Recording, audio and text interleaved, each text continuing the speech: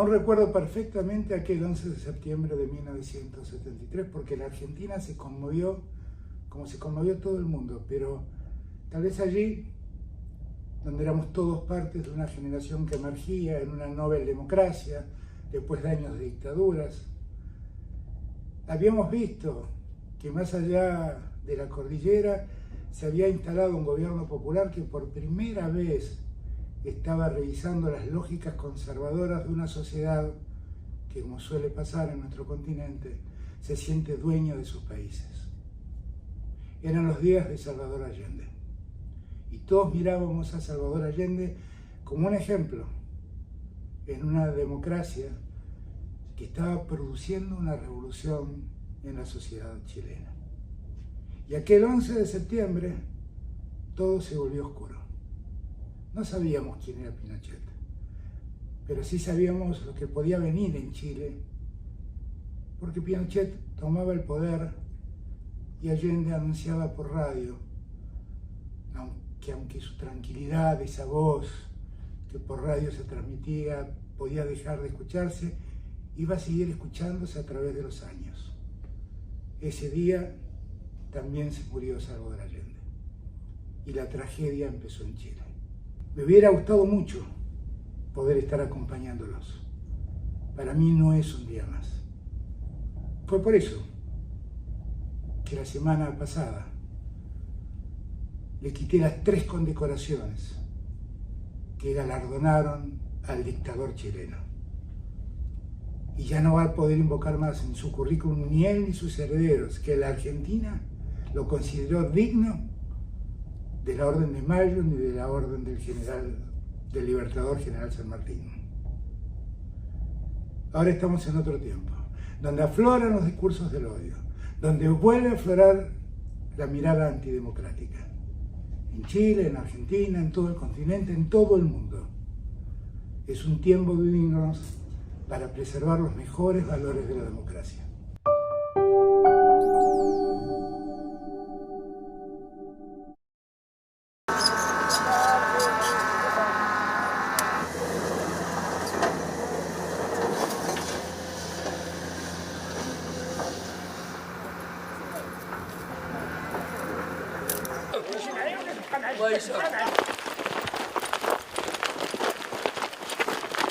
لما صار الهزة كنت جاي بواحد الهالة بواحد كنجري للدار وإذا بك نلقى الدار كلها تهدمات والأولاد تحت سميتو. أنا ما ظنيتش أنني غادي يكون شي واحد فيهم حي من هول ذاك المنظر اللي شت ومن هول ذاك الدمار اللي شت في البيت اللي كنا كنخدموا عليه سنوات ومن العمر وضيعنا تقريبا أزيد من 15 شهر وحنا بنجمعوا وندبروا هذه باش نبنيو ذاك البيت وباش تكون واحد الأسرة مشى ولله الحمد. كل شيء مضرور، ما كاينش شي بيت راه ما مضروراش ولا شي حاجه، كاع اللي ما طاح راه مشقوقه ما صالحاش باقي يدخلها الانسان ولا حنا راه كاملين الدوار كامل خارج في مخيمات، راه عندنا 9 مخيمات في غريس متكلفه بهم جمعيه ديال الانطلاقه. الحادثه يعني تقطع الضوء تقطع الماء، ما لقاوش الماء الناس باش يشربوا. الناس الدراري ديال الجمعيه وجميع الساكنه ديال المنطقه هما اللي كيجبدوا الناس، هما اللي كيخرجوا الناس، هما اللي خرجوهم بايتين في البرد. ما عندناش خضار، ما عندناش شي حاجه باش نتغطاو، حيت الانسان كلشي طاحت ليهم الدار. جاتنا واحد النسبه ديال الاغذيه ولكن ما كافياش. اغذيه جاتنا واحد النسبه قليله، حيت راه الساكن كيفاش جات لينا واحد 90 غير كافيه.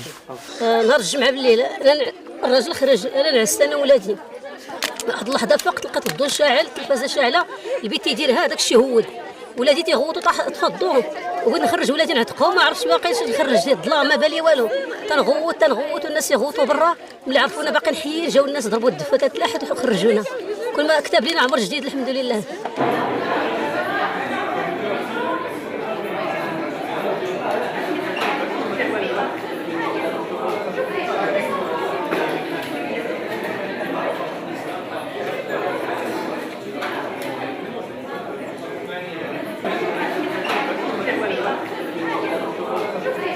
Très ému d'être ici. On a eu l'occasion de voir un peu toute cette solidarité. Elle est incroyable, il faut la filmer, il faut la transmettre, il faut voir combien les Marocains sont solidaires les uns avec les autres.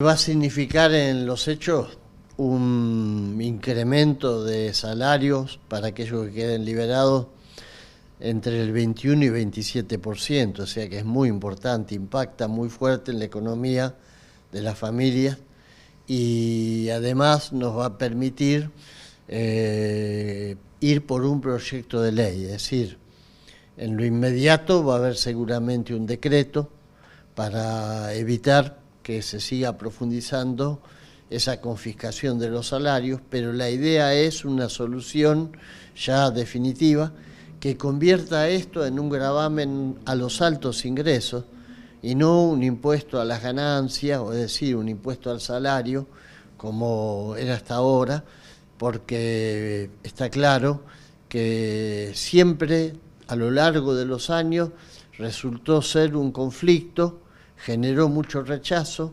Hoy vamos a tener la posibilidad de ir hacia una solución de fondo que va a convertir esto en un gravamen a altos ingresos y que prácticamente va a tocar apenas un borde de aquellos salarios más altos que son los de los CEOs y otros trabajadores de ese tipo. Yo creo que estaríamos hablando de un 97% de los trabajadores que van a quedar exentos. Durante el gobierno de Cristina Kirchner pagaban ganancias cerca de 1 millón de trabajadores. Mauricio Macri, recuerdo que hizo una campaña electoral que puso el eje en una consigna que era: yo elimino el impuesto a las ganancias, asumo y elimino el impuesto a las ganancias. No solamente no lo eliminó, se llegó a pagar el impuesto a las ganancias en un universo de 2.500.000 trabajadores. Hoy creo que con esta medida vamos a hacer que este impuesto sea un impuesto que va a tocar a una parte muy pequeña, pero además la ley prevé modificar las alícuotas, modificar las escalas, hacer mucho más suave la progresión de escala, de manera de evitar también situaciones muy injustas que a veces un trabajador decidía no hacer horas extras para no tener que pagar más impuestos de lo que le significaba el incremento de su trabajo con horas extras.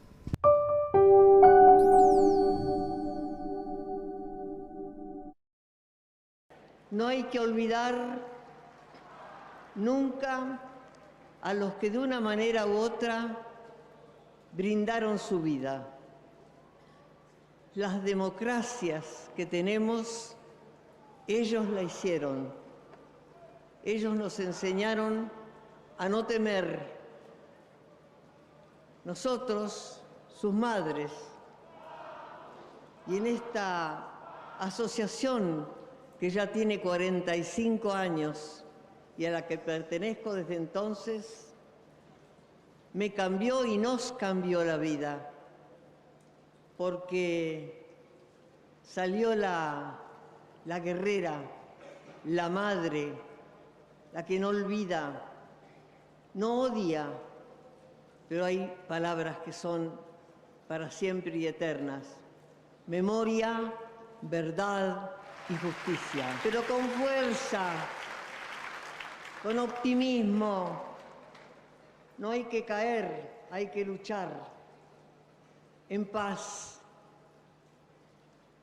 pero no dejar un instante de recordar que todos tenemos que contribuir para que esto no vuelva a pasar. ¿Qué fuerza tiene Latinoamérica? ¿Qué valor tiene? ¿Qué deseos tiene de que esto no se olvide y que exista memoria? Insisto, memoria, verdad y justicia. Todos juntos somos hermanos. Al que le pasó y al que no le pasó, tiene que estar presente para la patria para el destino del país. Para no decir no me importa, sino con diferencias políticas, con diferencias culturales, darnos las manos, juntarnos Latinoamérica para que nunca más vuelva a pasar. Nunca más, esa es la palabra.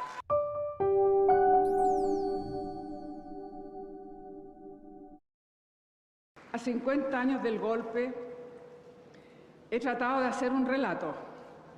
Créanme, no ha sido fácil. Más bien, ha sido triste y doloroso. Me tocó ser la última persona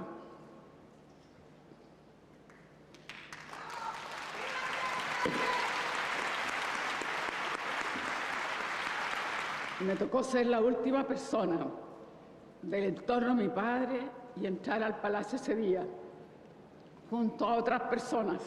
La memoria es un primer paso para llegar a la verdad, pero necesitamos mucho más para alcanzar la justicia, la reparación y asegurar la no repetición de los hechos de ese día. Por eso suscribo completamente el lema Memoria es democracia y futuro. Si bien ese negro 11 de septiembre es inseparable de su nombre, mi padre tuvo una larga trayectoria de un liderazgo muy especial. Forjó un camino pensando en las mayorías del país. Los números dan fe de la injusticia que hacía tan necesarios esos cambios profundos. En esos años, el 60% de la familia apenas percibía un 17% de los ingresos del país, mientras el 2% controlaba más del 46% del ingreso nacional. La mortalidad infantil superaba los 200 fallecidos antes de un año por cada 1000 nacidos vivos. La pobreza era brutal, por cierto, multidimensional.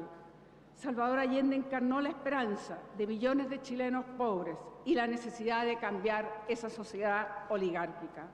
Más allá de sus dificultades y errores, redistribuyó la renta, aumentó significativamente el sueldo mínimo, las pensiones, democratizó el crédito, nacionalizó las principales riquezas naturales del país, profundizó la reforma agraria. Hoy, la solidaridad y la corresponsabilidad internacional necesitan nuevamente un camino de paz y cooperación entre los países, refrendado y apropiado por todos los sectores políticos y civiles, y donde Chile debiera ser un activo partícipe, redistribuyendo y cooperando a la construcción de un mundo más justo que se haga cargo de los problemas que nos afectan a todos. En estos últimos meses hemos visto con dolor, con preocupación, que se promueva un revisionismo histórico. Se ha intentado invertir las responsabilidades de la tragedia que vivimos en los últimos 17 años, más oscuro en nuestra historia. De manera insólita, se busca tergiversar los hechos y de culpar a la Unidad Popular y al presidente Allende del golpe de Estado. Los verdaderos responsables fueron quienes quebraron la institucionalidad, bombardearon este palacio, persiguieron, torturaron, asesinaron y desaparecieron a miles de chilenos. Sin duda también los que ampararon políticamente y guardaron silencio cómplice ante las atrocidades que se vivían en nuestro país.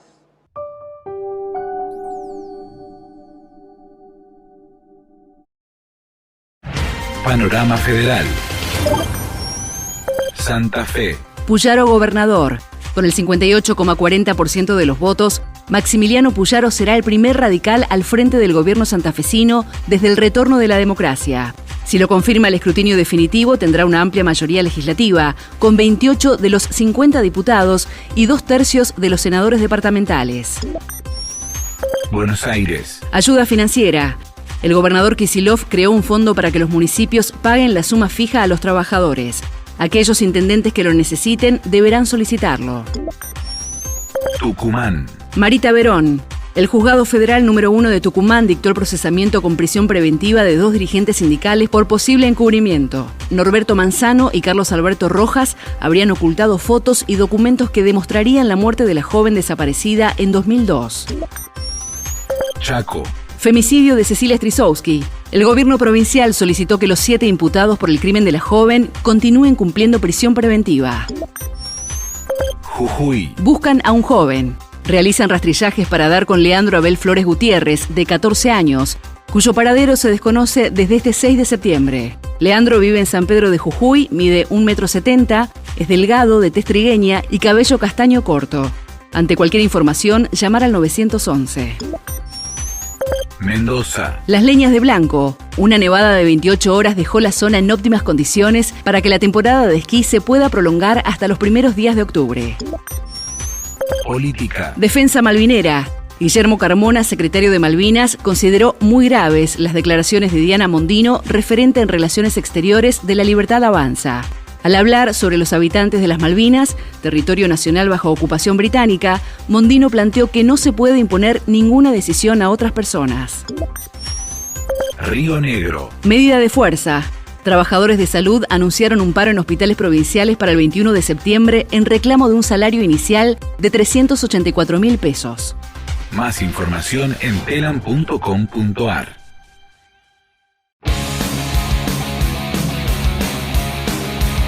Hola, bienvenidos a este resumen semanal de la agencia Telam sobre el Mundial de Rugby Francia 2023. Lamentablemente no fue un buen debut el de los Pumas, ya que cayeron el sábado pasado ante Inglaterra 27-10 en Marsella. Más allá del resultado, lo preocupante fue la actuación argentina, que jugó casi todo el partido con un hombre de más y aún así fue dominado por el seleccionado inglés. Pero para analizar en profundidad el debut de los Pumas, compartimos el informe de nuestros especialistas en Francia, Jorge Sico Di Cola y Hernando de Sileo. Y el resumen de la primera semana de este 10º Mundial de Rugby no es lo mejor para nosotros, para los argentinos, pero sí para el rugby en general.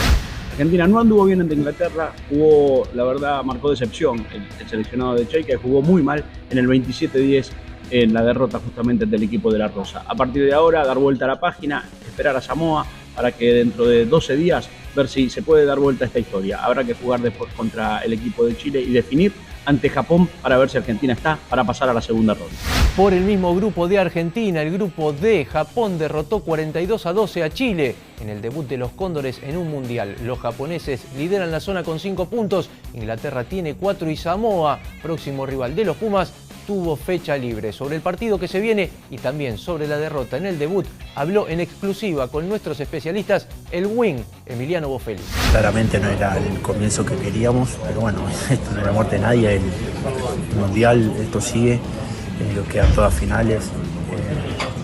Obviamente matemáticamente el resultado hoy no cambió porque tenemos que ganar todos los partidos para clasificar, así que bueno, obviamente dar vuelta a la página rápido, ver qué se hizo mal y encarar el próximo partido, que va a ser el segundo partido del mundial y bueno, nada, pasó el primero, pasaron los nervios y ahora bueno, hay que empezar a demostrar. Quedan 12 días para ir a elaborar el partido, para ir a prepararlo y bueno, son todas finales y obviamente que ojalá podamos demostrarlo todo lo que venimos entrenando y planificando. Enorme triunfo de Francia en el partido inaugural, nada menos que ante los All Blacks, categórico 27-13, y este informe de nuestros enviados desde París con lo mejor de la primera fecha.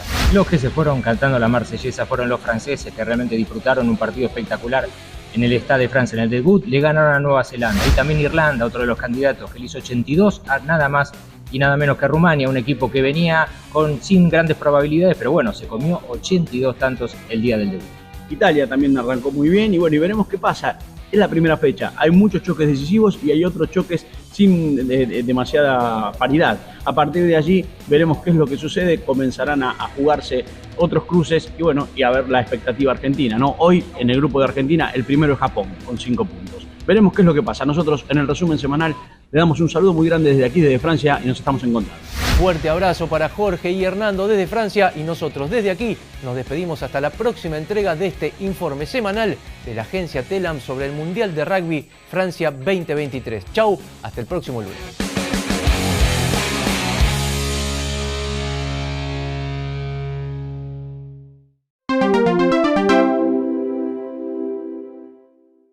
Conmemoramos una fecha que es dolorosa y que es sin duda un punto de inflexión en nuestra historia.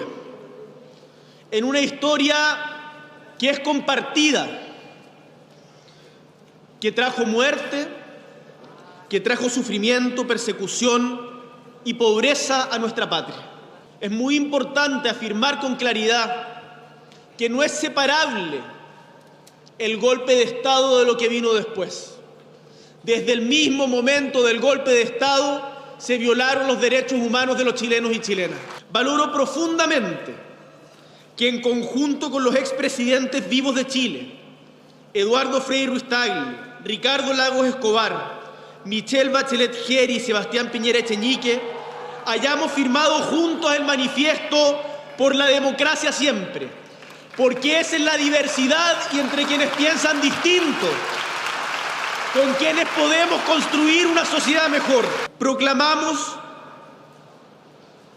con mucha convicción que nunca más la violencia sustituya en nuestra convivencia el debate democrático. Y hoy decimos ante Chile y el mundo: democracia hoy y siempre. Desde este podio quiero hablar a las nuevas generaciones, a las que crecieron o nacieron en democracia y que por lo tanto las dan por hecho. Quiero que sepamos, que entendamos, que atesoremos que el sacrificio de quienes nos antecedieron en la historia larga de nuestra patria nos interpela a cuidarla día a día. La unidad y la reconciliación no se consigue con neutralidad ni distancia, sino que poniéndose indiscutiblemente del lado de quienes fueron víctimas del horror. La reconciliación, queridos compatriotas, no pasa por pretender empatar las responsabilidades entre víctimas y victimarios, sino haciendo todo lo que esté a nuestro alcance por encontrar la verdad, la justicia y comprometernos, como cantaron con fuerza las mujeres chilenas ayer afuera de la Moneda: nunca más.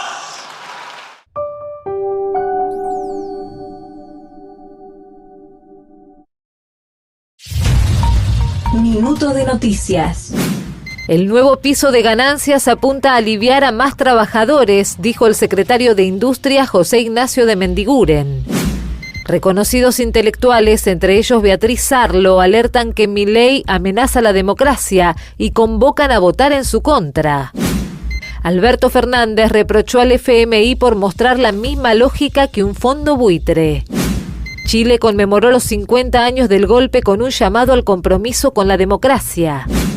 La querella y el fiscal apelaron la libertad de Elegante y pidieron que vuelva a la cárcel. Marruecos, ya son más de 2.700 los fallecidos por el terremoto. El mediocampista de la Juventus, Paul Pogba, dio positivo en un control antidoping en Italia. Más información en telam.com.ar y en nuestras redes. Para mí el salario no es ganancia, el salario es remuneración. Es el pago por el trabajo y el esfuerzo que hace cada trabajador a lo largo del día, de su semana, del mes. Y hemos decidido enviar al Congreso Nacional una ley que elimina la cuarta categoría de impuesto a las ganancias para todos los trabajadores,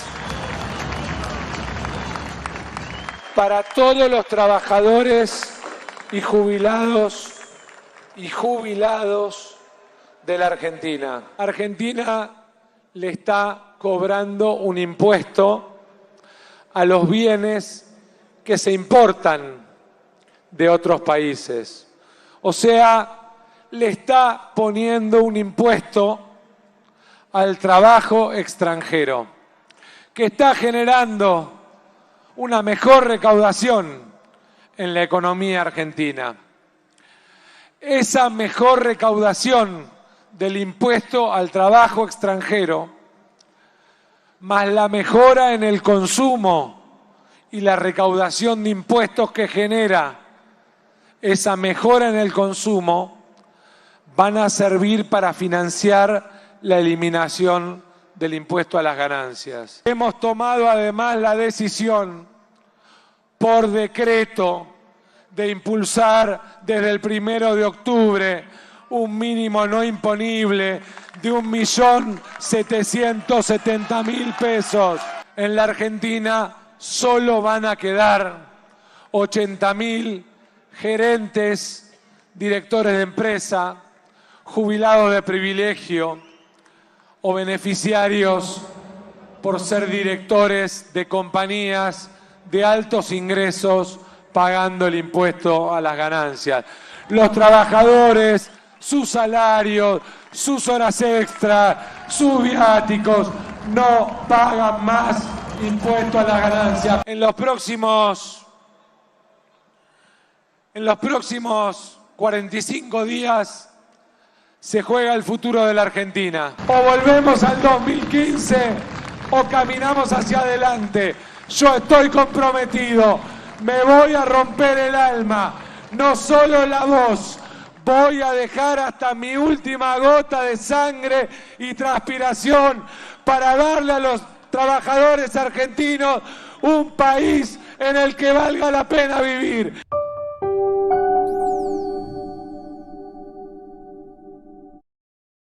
Hoy es un día muy importante porque esta decisión encarna una lucha muy larga de las trabajadoras y trabajadores argentinos que vienen planteando que su salario no es ganancia. Y no es solo la elevación del mínimo no imponible, sino que es la derogación de la cuarta categoría de impuesto a las ganancias y el reemplazo por un impuesto a los altos ingresos que solo va a abarcar al 10% de los que hoy tributan este impuesto, que son efectivamente los de muy altos ingresos. Se establece un mínimo no imponible de 15 salarios mínimos vital y móviles, pero a su vez con un régimen muy simple de declaración y liquidación. Es decir, es una decisión importantísima para los y los trabajadores y se ve la respuesta. Si no se elevara este mínimo, deberían tributar 890.000 y así son 80.000. Es la recuperación de esas familias argentinas que trabajan, que hacen esfuerzo, pero que no llegan a fin de mes. Eso es el compromiso particular de Sergio Massa.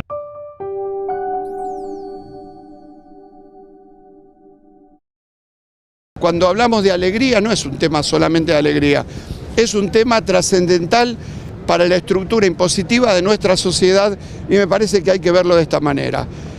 Aquellos que dicen oportunismo y demás, les vuelvo a repetir, esto en la cabeza de Sergio y en su iniciativa política fue desde el año 2013 que empezó en este debate y permanentemente lo sostuvo. No así aquellos que prometieron sacarlo y que terminaron su mandato duplicando la cantidad de trabajadores y trabajadoras que tributaban. Pero ¿cómo no va a ser un acto nuestro de los trabajadores cuando esto es un reclamo permanente y sistemático de la Confederación General de Trabajo?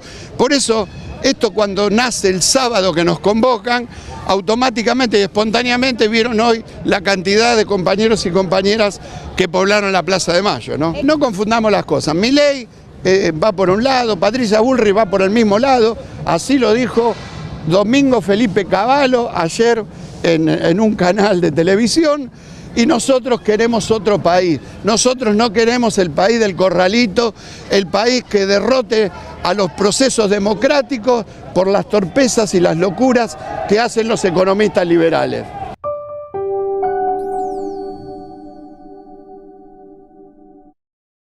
Saber que con esta medida casi el 90%, un poco más seguramente, de los trabajadores va a dejar de pagarlo, me parece justo y vengo a acompañarlo y firmemente militando con más de 4.000 bancarios que están acá en la calle. En principio, si son coherentes con lo que han sostenido todo este tiempo, deberían bajar ganancias porque han sostenido que ellos van a votar todo lo que sea eliminación de impuestos, quita de impuestos y quita de presión fiscal.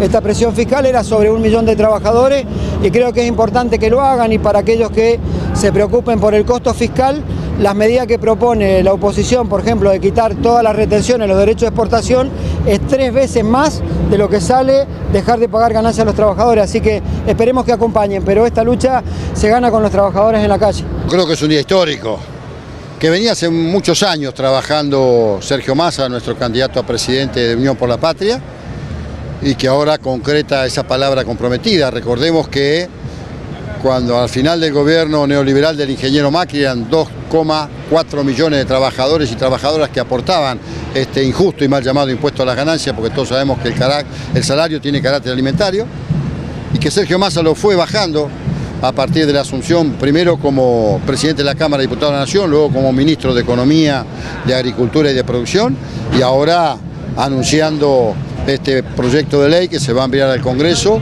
donde son 15 salarios mínimo vital y móvil, o sea, hoy es 1.770.000 pesos, a partir de esa cifra, para abajo ningún trabajador y trabajadora va a pagar ganancia, y que además para refrendar algún desafío mediático que le hiciera alguna candidata cuando dijo no deje para mañana lo que pueda hacer hoy, acaba de decir que a partir del 1 de octubre va a haber un decreto que ratifica lo que va a ser ley luego. Así que esperamos que los legisladores y las legisladoras de la oposición apoyen este proyecto, que solamente va a quedar alrededor de 88.000, 90.000 CEOs, gerentes, accionistas de empresas, que son los que van a pagar, porque no era justo que un trabajador, una trabajadora, un hombre o una mujer de a pie, como digo yo, pagara este mal llamado impuesto a las ganancias.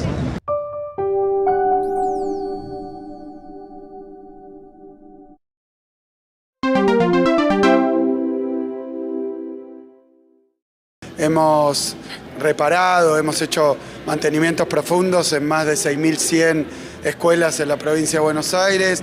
Hemos reinaugurado 400 escuelas que estaban fuera de condiciones para dar clases, y hoy acá en Pilar la escuela número 21 nueva y 176 en el conjunto de la provincia de Buenos Aires. Y ahora en el encuentro con los y las jóvenes de la provincia, en el marco de la Semana del Estudiante, es en homenaje y para recordar y nunca olvidarse de lo que fue la Noche de los Lápices. Bueno, también la reivindicación a través de la ampliación del boleto estudiantil para los terciarios. En 2015 se aprueba una ley para garantizarle el acceso al boleto estudiantil a todos los universitarios. Nosotros lo ampliamos al interior y ahora agregamos a los terciarios.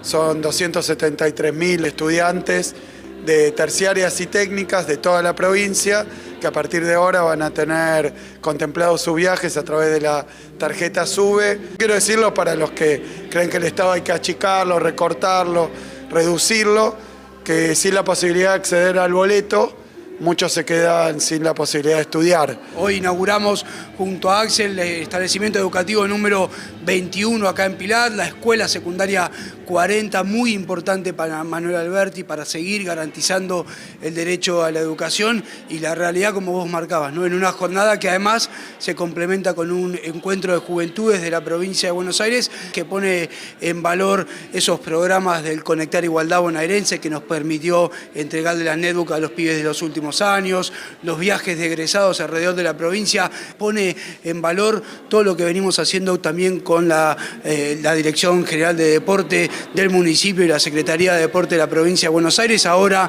en los días previos a los Juegos bonaerenses, pero fundamentalmente pone en valor que nuestra palabra, el compromiso que asumimos con nuestro pueblo de poner como prioridad la educación como política pública en Pilar y en toda la provincia se traduce en hechos concretos. Hoy, la inauguración de un nuevo establecimiento educativo.